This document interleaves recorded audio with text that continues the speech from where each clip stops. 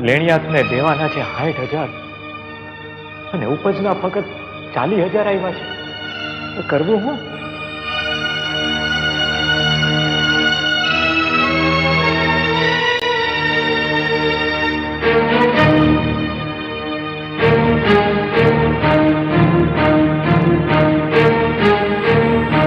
ગોવિંદ, આજ તો તારો છેલ્લો વાયદો હતો ને? ચિંતા કરો માં, તમારા નાણાં હું ચૂકવી દઈશ. ઉપાસના નાણાં ઘરમાં ગાલી દેતો નહીં, ટાણાહર ચૂકવી દેજે. જુઓ પરમદી, તમારા બેના નાણાં હું દૂધે ધોઈને પાછા ચૂકવી દઈશ. વળી પાછો વાયદો? આટલા દિવસ ગમી ગયા છો, અમારો છેલ્લો વાયદો સમજો. સાંભળી લે ગોવિંદ, અમે રહ્યા વેપારી, અમને કજ્જો કરવો ન પોહાય. પરમ દાડે મારા નાણાં ચૂકવી દેજે. હા, તારે જોતા હશે તો બીજા આપીશ, નકર મારા ઘરનો દરવાજો તારા માટે કાયમ હાટું બંધ થઈ જાય. જો ગોવિંદ, હું પરમજી પાછો આવીશ. રોજે રોજના વાયદા હારા નથી. હું કાંઈ વનચંદની જેમ વેપારી નથી, નકર પછી તારું બળદને ગાડું. સમજી ગયો ને? લ્યો સીતારામ, સીતારામ. લ્યો મળી સીતારામ, સીતારામ. સીતારામ માં કયો? સીતારામ, સીતારામ. સીતારામ. જાઓ ઝાડવાના જઈને પાણી પાવ. સીતારામ બાપા. સીતારામ, સીતારામ. બાપા સીતારામ. ઓહો ગોવિંદભાઈ, આવો આવો. સીતારામ, સીતારામ. બાપા આજ તો માથેથી આશ્રમનો થોડો ભાર ઓછો કરવા આવ્યો છું. ભારવાલા? હા બાપા, જ્યારે જ્યારે આશ્રમમાં આવ્યો છું, મહિનો દી લગણ અહીંના રોટલા ખાધા છે. અને આ વખતે ઉપજ પણ બહુ સારી થઈ છે. એના આ 40,000 રૂપિયા આવ્યા છે, એ રાખી લો. અરે ગાંડો થયો છે ગોવિંદ, અમારાથી આવા પૈસા લેવાય વાલા? બાપા એમ માનજો કે આ દીકરાએ એના બાપાને કમાણી કરીને દીધા હતા. આ રૂપિયા રાખી લો તો મારા જીવને શાંતિ થાય. ના વાલા ના. અને આ બાપો ક્યાં કમાણી કરવા જાય છે વાલા? આ આશ્રમ તો મને મારો રામ હલાવે છે. ઠીક છે, તારું મન રાજી રાખવા માટે લાવ બેટા. હાલ હાલ હાલ મટીએ, ચા પી આવી. હાલો. અમને કજ્જો કરવો ન પોહાય. પરમ દાડે મારા નાણાં ચૂકવી દેજે. હા, જો ગોવિંદ, હું પરમજી પાછો આવી. રોજે રોજના વાયદા હારા નથી. હું કાંઈ વનચંદની જેમ વેપારી નથી, નકર પછી તારું બળદને ગાડું.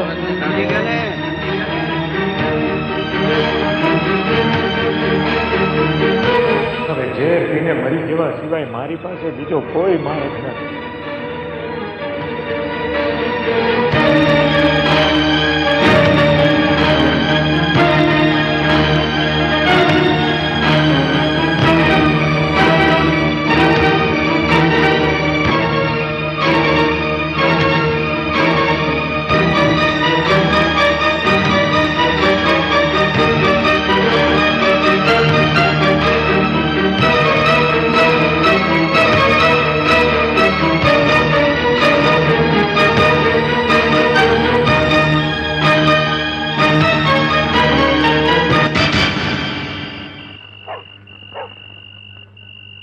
પેલા પ્રભાત, બોલો બાપા. બાપા સીતારામ. સીતારામ, સીતારામ. હવે જો કાલ સવારના વહેલું આપણે ગોવિંદને જવાનું છે. ભલે બાપા. સીતારામ. પેલા ગોવિંદો, એ ગોવિંદ, પેલા ઘરમાં કોઈ છે કે નહીં? આવો આવો બાપા. આ મોચિંતા કા આવું પડ્યું? આ બાજુ નીકળ્યો તો ને બેટા, તેમ થયું કે લાવ ગોવિંદને મળતો જાવ. શું કરે છે ગોવિંદો? એ હોતા છે. જા હમણાં જ ઉઠાડ, ઉઠાડ. ઉઠાડીને કે આંગણે કોઈક મહેમાન આવ્યું છે, ઊભો થા કહીએ. સાંભળો છો? કહું છું ઉઠો. એ સાંભળો ને, આ બાપા આવ્યા છે. એ ઉઠો કહું છું. બજરંગદાસ બાપા આવ્યા છે. એટલે આ કઈ સાંભળતા જ નથી. કહું છું ઉઠો. એટલે છે કઈ અમને પડેલી? કામ ધંધાની તો કઈ પડી જ નથી. બસ આખો દી ઘોયરા જ કરે છે. બાપા એ તો હોતા છે, મારાથી ઉઠતા જ નથી. ઉઠતો નથી? ના. પેલા ગોવિંદ, જવા દે મને. એ ગોવિંદા,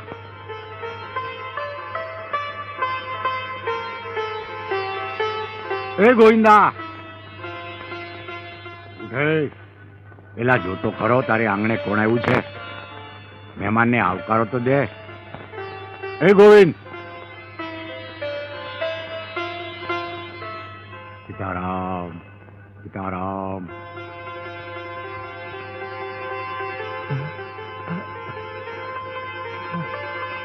હું એટલે આટલું બધું હોઈ રહ્યો? કઈ ઉજાગરા કર્યા હતા? સીતારામ. સીતારામ, સીતારામ બેટા. બાપા તમે અહીં? મારા રામજીનો હુકમ છે બેટા, એટલે મારે અહીંયા આવવું પડ્યું. બોલ, કેટલું દેણું છે તારી માથે? તને કહું છું ગોવિંદા, બોલ કેટલું દેણું છે? બાપા હા 60,000. અરે 60,000 રૂપાડીમાં તાતા ફાફા શું કરાશ? ગોવિંદા, તારી ભેગો બાપો બજરંગ દાસ છે. બોલાવ, તારા જેટલા લેણદારો એટલા બધાને બોલાવી લે. એલા કોણ છે ન્યા? બોલો બાપા. અરે જે હોય આ ગોવિંદા પાસે જેટલા પૈસા માંગતા હોય એ બધાને બોલાવી લે. હમણાં જ બોલાયો બાપા. હાલો વાલા, કોના કોના કેટલા કેટલા બાકી છે આ ગોવિંદભાઈ પાસે? 30,000. આવો, કેટલા બાકી છે તમારા? 30,000.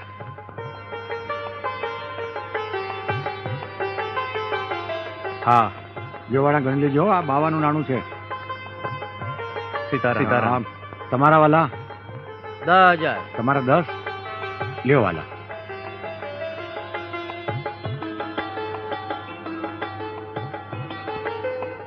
લ્યો આ 5 અને 5 10. ગણી લેજો વાલા. ગણેલા જોઈએ ને બાપા? તમારા કેટલા?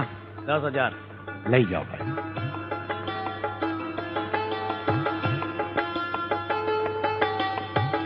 લ્યો 10,000. સીતારામ.